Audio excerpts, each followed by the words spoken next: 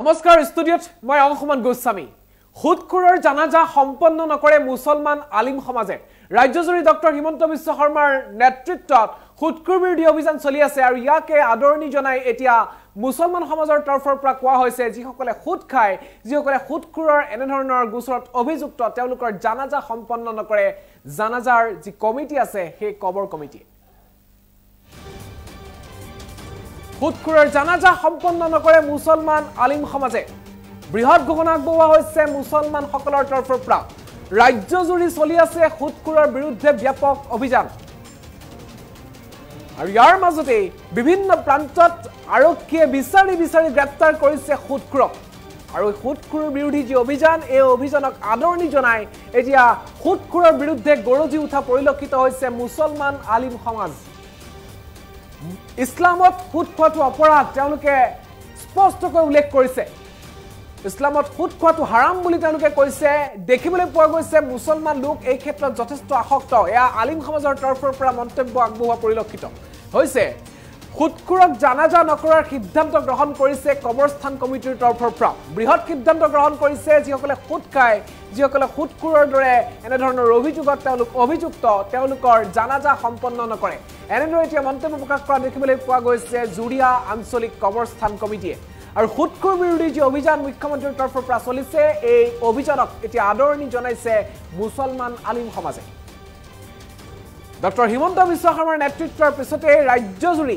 অসম আৰক্ষীয়ে অব্যাহত ৰাখিছে খুদকুৰ বিৰোধী অভিযান খেদি গ্ৰেপ্তাৰ কৰাৰ পৰিলক্ষিত হৈছে বহু খুদকুৰৰ বাসগৃহৰ পৰা বহু বন্ধকত থোৱা সামগ্ৰী উদ্ধাৰ কৰিবলৈ সক্ষম হৈছে অসম আৰক্ষীয়ে আৰু অসম আৰক্ষীৰ যি খুদকুৰ বিৰোধী অভিযান এই অভিযানক আদৰণি জনাইছে আলিম সমাজে আৰু জুৰিয়াৰ আঞ্চলিক কবৰস্থান কমিটিয়ে কৈছে যে যিসকলে খুদ খায় তেওঁলোকৰ কবৰ তেওঁলোকৰ তৰফৰ পৰা নিদিয়ে আৰু এনেধৰণে এতিয়া খুদকুৰৰ বিৰুদ্ধে সৰব হোৱা পৰিলক্ষিত হৈছে আলিম সমাজ আৰু দেখিবলৈ পোৱা গৈছে মুছলমান লোকসকলে এই ক্ষেত্ৰত যথেষ্ট আসক্ত এয়া মুছলমান আলিম সমাজে কোৱা মন্তব্যৰ কিয় অংশ আৰু সেইবাবে খুদকুৰৰ জানাজা নকৰাৰ সিদ্ধান্ত গ্ৰহণ কৰিছে জুৰিয়াৰ আঞ্চলিক কবৰস্থান কমিটি এই মুহূৰ্তত আমি মন্তব্য আগবঢ়াইছো কি মন্তব্য আগবঢ়াইছে তেওঁলোকৰ তৰফৰ পৰা আলিম সমাজৰ মন্তব্য এই মুহূৰ্তত আগবঢ়াব বিচাৰিছো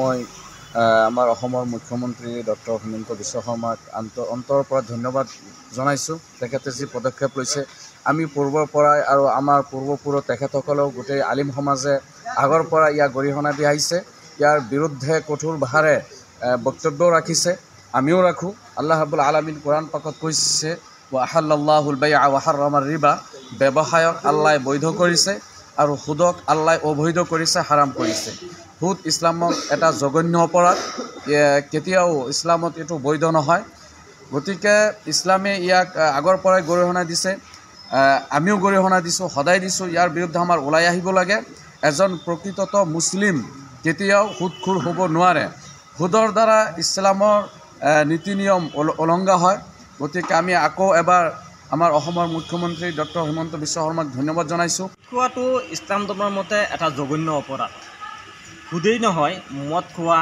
ড্ৰাগছ খোৱা বাং খোৱা নিচাজাতীয় দ্ৰব্য সেৱন কৰা ইত্যাদি ইছলামত সম্পূৰ্ণৰূপে হাৰাম কিন্তু তথাপি দেখা গৈছে যে ইছলাম ধৰ্মৰ মানুহে ইয়াতে বেছিকৈ আসক্ত হৈ পৰা দেখা গৈছে মই এটা কলনীজলা আঞ্চলিক কবৰস্থান মই সভাপতি আছোঁ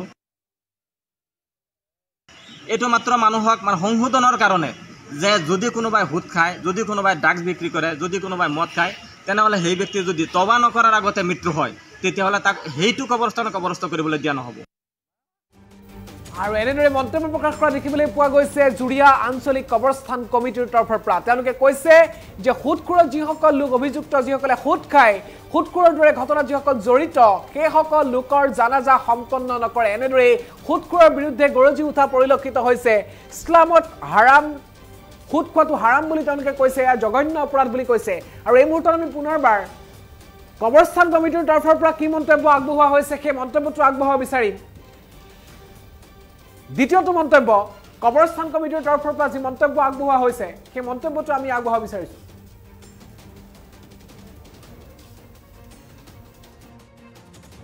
খোৱাটো ইছলাম ধৰ্মৰ মতে এটা জঘন্য অপৰাধ সুদেই নহয় মদ খোৱা ড্ৰাগছ খোৱা বাং খোৱা নিচাজাতীয় দ্ৰব্য সেৱন কৰা ইত্যাদি ইছলামত সম্পূৰ্ণৰূপে হাৰাম কিন্তু তথাপি দেখা গৈছে যে ইছলাম ধৰ্মৰ মানুহে ইয়াতে বেছিকৈ আসক্ত হৈ পৰা দেখা গৈছে। মই এটা কলনী জ্বলা আঞ্চলিক অৱস্থানত মই সভাপতি আছোঁ। এইটো মাত্ৰ মানুহক সংশোধনৰ কাৰণে যে যদি কোনোবাই সুদ খায়, যদি কোনোবাই ড্ৰাগছ বিক্ৰী কৰে, যদি কোনোবাই মদ খায়, তেনেহ'লে সেই ব্যক্তি যদি তবা নকৰাৰ আগতে মৃত্যু হয় তেতিয়াহ'লে তাক সেইটো কবৰস্থান। আৰু এনেদৰে মন্তব্য প্ৰকাশ কৰা পৰিলক্ষিত হৈছে। সুদখোৰৰ জানাজা সম্পন্ন নকৰাৰ সিদ্ধান্ত গ্ৰহণ কৰিছে মুছলমান আলিম সমাজে। ৰাজ্যজুৰি ডক্টৰ হিমন্ত বিশ্ব শৰ্মাৰ নেতৃত্বত তেখেতৰ নিৰ্দেশত প্ৰতিখন জিলাৰ আৰক্ষী অধীক্ষকৰ নেতৃত্বত এনেদৰে সুদখোৰ বিৰোধী অভিযান চলি আছে। প্ৰান্তে প্ৰান্তে আৰক্ষীয়ে গ্ৰেপ্তাৰ কৰিছে সুদখোৰক।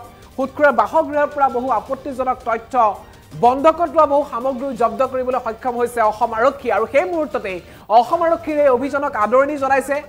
আৰু লগতে অসম আৰক্ষীৰ লগতে ডক্টৰ হিমন্ত বিশ্ব শৰ্মাকো তেওঁলোকে আদৰণি জনাইছে। যি সিদ্ধান্ত গ্ৰহণ কৰা হৈছে, মুছলমানত সুদ খোৱাটো হাৰাম বুলি তেওঁলোকে কৈছে। এয়া জঘন্য অপৰাধ। মুছলমানসকলে এই সুদখোৰৰ দৰে যি ঘটনা, সুদখোৰৰ লগত তেওঁলোক অধিক পৰিমাণে আসক্ত, অধিক পৰিমাণে জড়িত। আৰু এনেধৰণৰ সুদ খোৱা মুছলমান প্ৰকৃত মুছলমান হ'ব নোৱাৰে বুলি এতিয়া আলিম সমাজৰ তৰফৰ পৰা কোৱা হৈছে।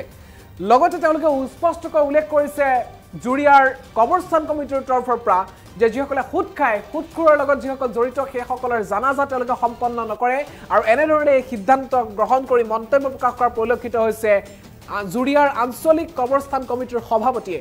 আমি এই দুটা মন্তব্য সম্ভৱ হ'লে পুনৰবাৰ আপোনালোকক আগবঢ়াৰ চেষ্টা কৰিছোঁ। প্ৰথমে আমি আগবঢ়াব বিচাৰিছোঁ জুৰিয়াৰ কবৰস্থান কমিটিৰ তৰফৰ পৰা দ্বিতীয়টো মন্তব্য।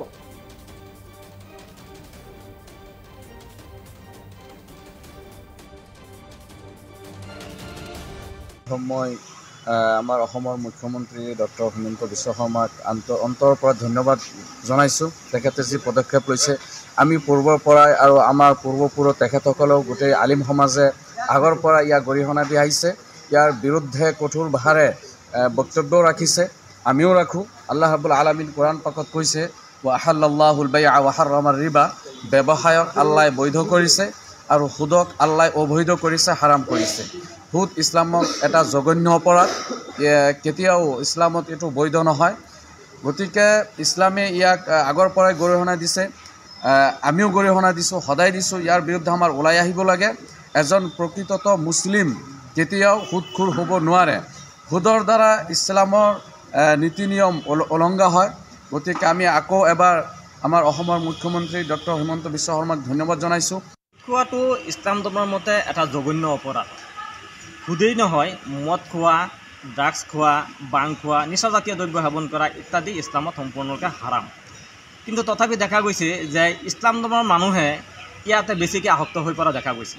মই এটা কলনী জ্বলা আঞ্চলিক অৱস্থানত মই সভাপতি আছোঁ। এইটো মাত্ৰ মানুহক সংশোধনৰ কাৰণে যে যদি কোনোবাই সুদ খায়, যদি কোনোবাই ড্ৰাগছ বিক্ৰী কৰে, যদি কোনোবাই মদ খায়, তেনেহ'লে সেই ব্যক্তি যদি তবা